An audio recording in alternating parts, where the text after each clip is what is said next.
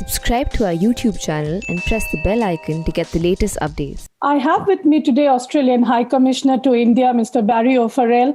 Welcome to ThePrint, High Commissioner, and good to have you back again. It's terrific to be back and talking to you.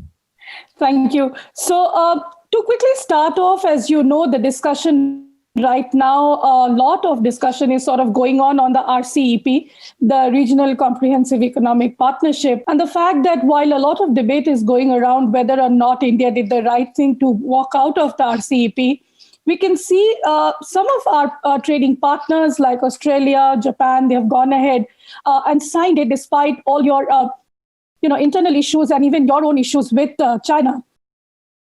How do you explain that, and how do you see RCEP taking shape in future? Well, pretty simple, I think, because whether it's India or Australia, we make decisions on the basis of national interest. So as a trading nation, Australia supports open markets and encourages expanded trade and investment. But we also recognise that trade and investment will be a key to rebuilding economies post-COVID and ensuring future sustained economic development. And RCEP is to be the world's largest free trade agreement, which brings together 9 of Australia's top 15 trading partners into a single economic framework. So Australia saw sense and national interest in making that decision. Mm-hmm. Well, India has said that it can join the RCEP at one point of time, although for now there is no decision, but it can join once the conditions are conducive enough. And it's, when we ask the government, the response is that all partners are working towards it. And you've also told us before, when I last spoke to you, you said the door is always open for India. So do you think that kind of opportunity still will remain if India takes a lot of time to decide whether it should come back or not? Yes, and I'm confident in saying that because when the members who are signing the agreement met on the 15th of November, they issued a ministerial declaration that stated that the door remains open for India to join RCEP at any time. That declaration also noted that India is able to participate as an observer at future RCEP meetings and in any economic cooperation activities, even though it hasn't joined RCEP. So whatever India ultimately decides, Australia will respect the decision and will continue to support India's engagement in the trade and economy of the Indo-Pacific. Mm-hmm. Well, for now, it's clear that India will not be joining the RCEP. So is there the government, the Indian government is pushing Australia? Are there any efforts being made in speeding up the talks on the India-Australia CECA, which is the Comprehensive Economic, the Cooperation Agreement? That's been pending for a very long time. Is that going to speed up now? Well, there is movement. And under the Comprehensive Strategic Partnership that our Prime Ministers agreed in June, we're committed to deepening strategic, but more importantly, economic cooperation, including through expanding our trade and investment flows to benefit both our economies and by re-engaging on the Comprehensive Economic Cooperation Agreement, seeking to build on progress made in earlier discussions. Our respective trade and commerce ministers are discussing opportunities to enhance trade and investment and support regional economic integration, including through new supply chain resilience initiatives. And the Australian government recently co-hosted a virtual meeting between some of Australia's largest investment funds and India's National Investment Infrastructure Fund to explore investment opportunities in India. And while Australian investors will make their own commercial decisions, increasing investment stocks in India deepens our economic integration, and the Australian High Commission is working hard to facilitate these ties. And I'm pleased to say that last year we made progress, and I'm confident that we'll continue to make progress not only with the CECA, but with investment and other trade ties between India and Australia. Mm-hmm. I do believe, just staying on to CECA for a little bit time, I do understand the last round of formal talks were in 2013. Has there been any dates decided in the coming year, let's say in 2021, to have another formal negotiating round? Well, clearly, last time round it stalled. This time round, the governments have only renewed in June of this year their determination to secure agreement. In these COVID times, when we're not certain about the future, communication is happening through virtual means as well as by old-fashioned pen and ink, maybe even emails. But discussions are ongoing. As I said, our trade and commerce ministers respectively have communicated on a number of occasions. And in the meantime, we're putting together through virtual means ways in which we can connect potential investors and others with India and Australia. Now, coming to the defence and security aspect of it, which is basically right now the flavor and the cornerstone of the bilateral relationship between India and Australia. Now, so we have seen how the maritime security cooperation has revamped from a bilateral exercise in September, and now Australia coming back to Malabar. So what is next is what people are thinking about. Well, Australia was pleased to participate during the 4-week Malabar exercise in a series of high-end maritime activities that included night operations, air defence and anti-submarine exercises, underway replenishment approaches and what they call live gunnery exercises. And the undeniable success of Malabar this year helps tell a broader story that Australia, India, Japan and the US working together quadrilaterally, trilaterally and bilaterally demonstrate our common purpose, a common purpose to support a secure, open and inclusive region. So growing our defence engagement with these important regional parties paves the way for deeper and more sophisticated cooperation, enabling us to conduct more complex engagements under the CSP in future. I see that happening. It's been happening for the last few years, and I can only say that I think as a result of the CSP and some of the agreements around it, we'll see more of it. Mm-hmm. Will this cooperation, I understand this will be mostly focused on defense and security, but do you think this is going to also feed into the larger scheme of things when it comes to minilaterals, India and Australia having supply chains with other countries? Will that also strengthen vis-a-vis when you do all these defense exercises in the maritime front?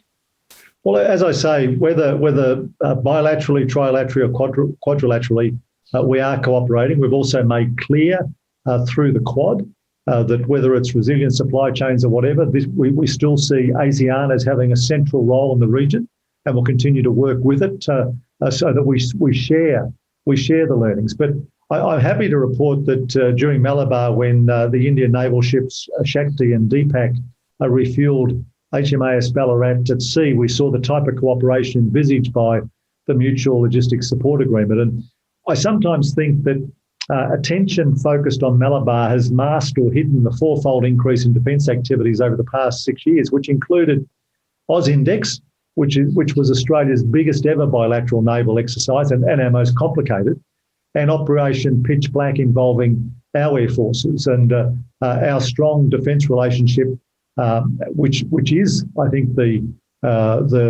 rock of our relationship. We'll see a continuation of these types of joint activities.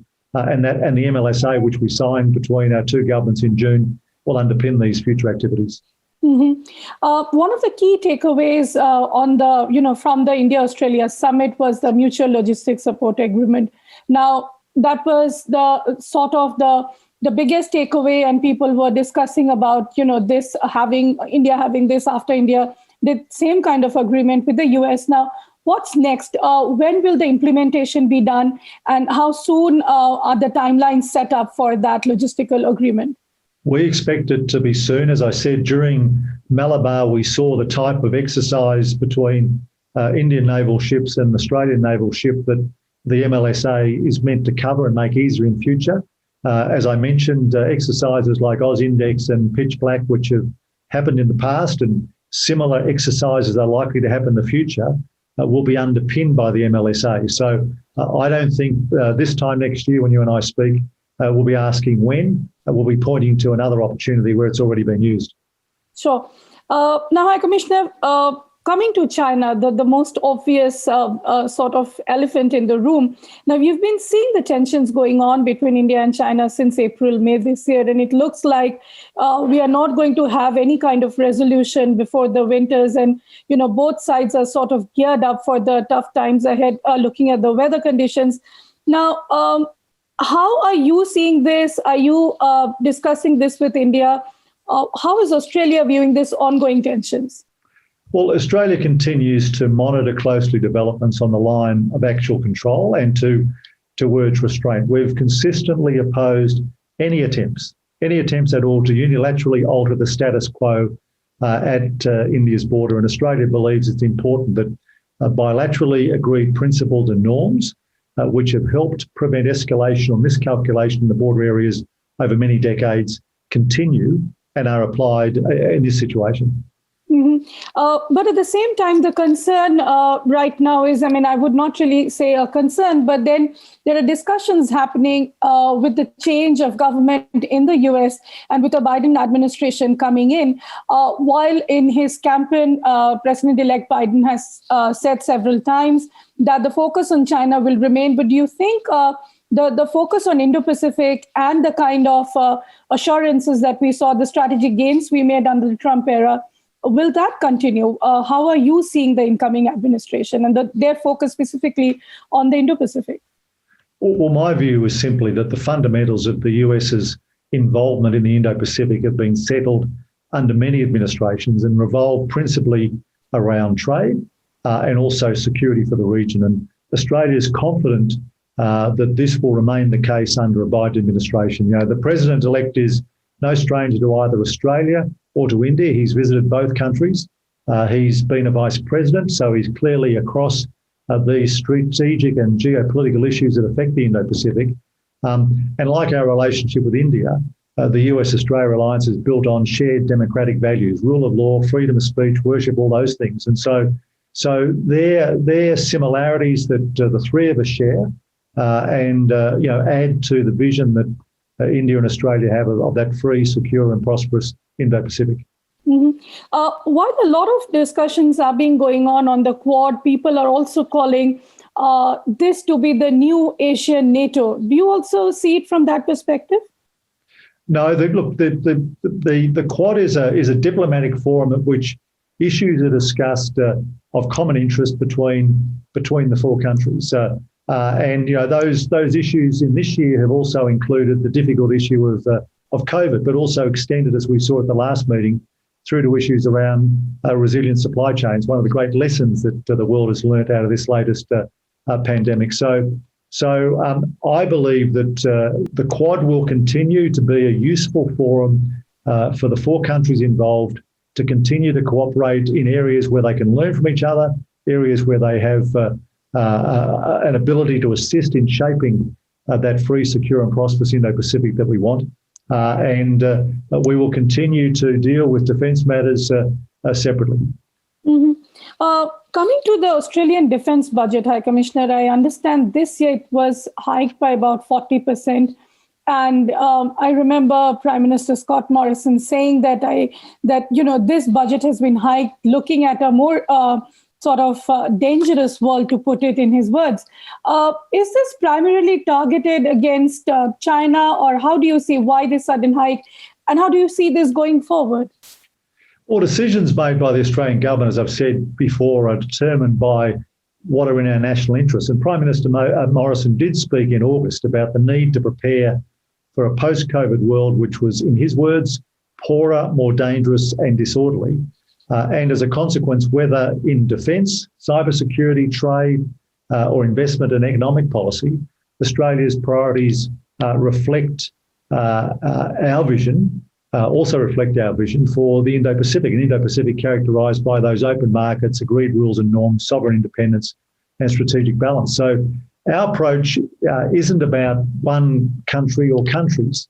We're seeking to achieve our goals for the Indo-Pacific by working cohesively, consistently with key partners like India, Japan, the Republic of Korea, Indonesia, Vietnam and the US, urging peaceful settlements of any disputes according to international law, building resilience through collaboration with partners on issues such as health security, cybersecurity, counter-terrorism and infrastructure, helping to manage the health and economic impacts of COVID, encouraging social and regional integration based on open markets and international law. So, that's what we're on about. That's where we're putting our priorities. And yes, our government is structuring its budgets to support those activities. I'll come to my last question, High Commissioner, and that was regarding recently we've seen your army chief apologizing for alleged war crimes in Afghanistan. And subsequently, we saw reportedly fake tweet being tweeted by the Chinese Foreign Ministry spokesperson. for which Australia has sought an apology. Now, from China, now what is the situation right now? What is going on? Well, as our Prime Minister made clear earlier this week, or early this year, in fact, in August, he said disinformation, especially online, is one of the growing dangers faced by all of us, wherever we live, whichever country. So it wasn't surprising that Mr. Morrison called out China when it tweeted fake and doctored images and information on social media recently. The Prime Minister said it was truly repugnant, deeply offensive to every Australian, utterly outrageous, and couldn't be justified on any basis whatsoever. He also called for an apology from China. So Australia's raised the matter with Chinese officials in the strongest possible terms, including China's ambassador to Australia.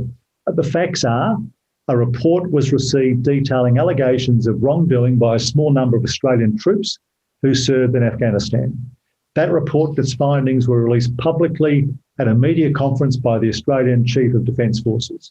The matters are to be subject to further investigation and, where appropriate, referrals for prosecutions of individuals in Australian courts may be made. Not only does this reflect the seriousness with which Australia is treating the matter, but it also reflects the shared values and traditions we have with India, because those values and traditions are obviously not understood by China. Values and traditions about transparency, about accountability, about being honest with the public, and about providing people with the facts, not with disinformation. High Commissioner, thank you so much for talking to The Print. You please take care. Thank you.